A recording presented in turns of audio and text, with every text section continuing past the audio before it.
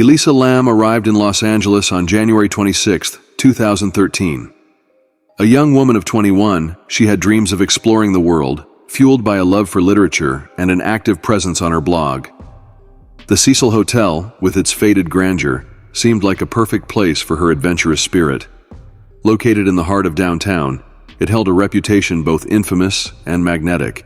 Its storied past, littered with tragedies and mysteries, was unknown to Elisa, or at least it seemed that way.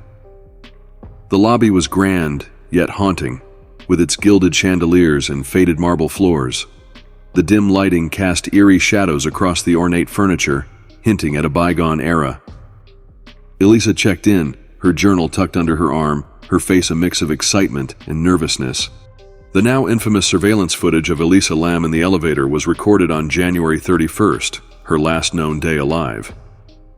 In the video, Elisa steps into the elevator wearing a red hoodie and black shorts.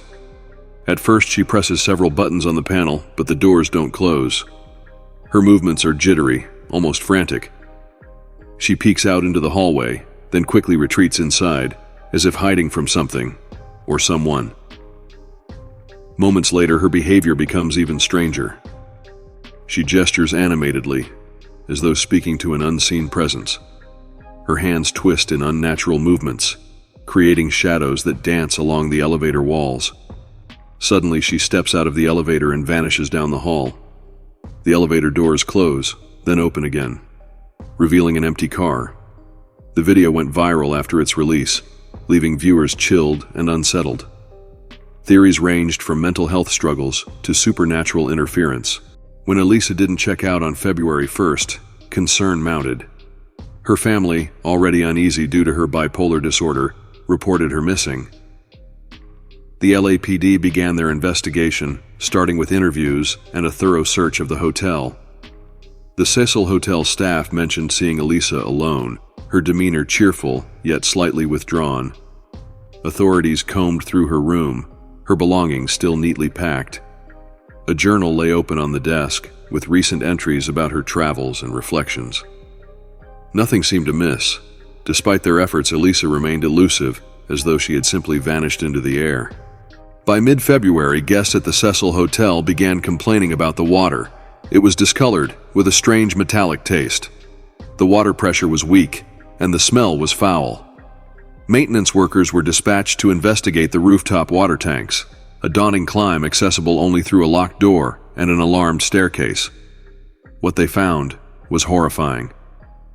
Inside one of the 4 large tanks was the decomposed body of Elisa Lam. She was floating face up, her clothes and personal items at the bottom. The discovery shocked the city, and the hotel was thrown into chaos.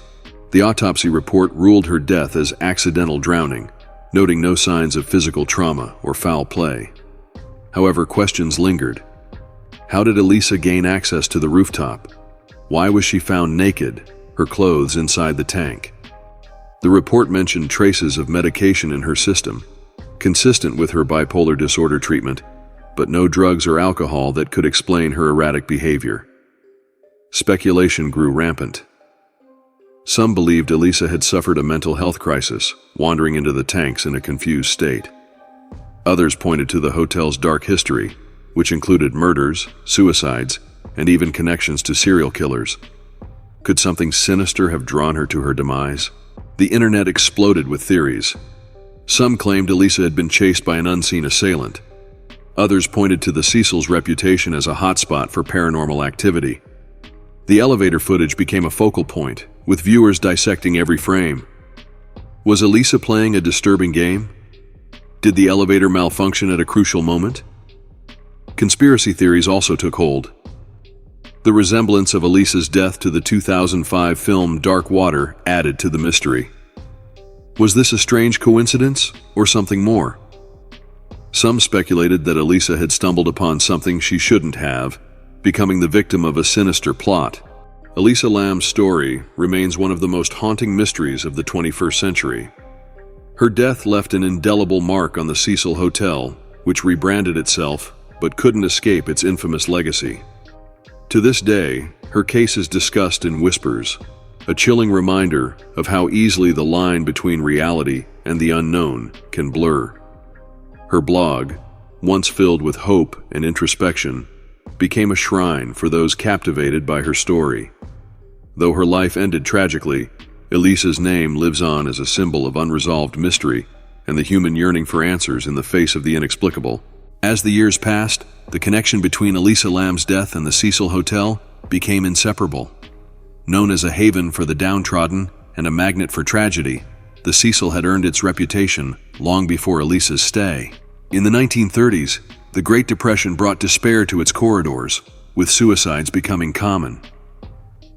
Over the decades, infamous criminals such as Richard Ramirez, the Night Stalker, and Austrian serial killer Jack Unterweger resided there.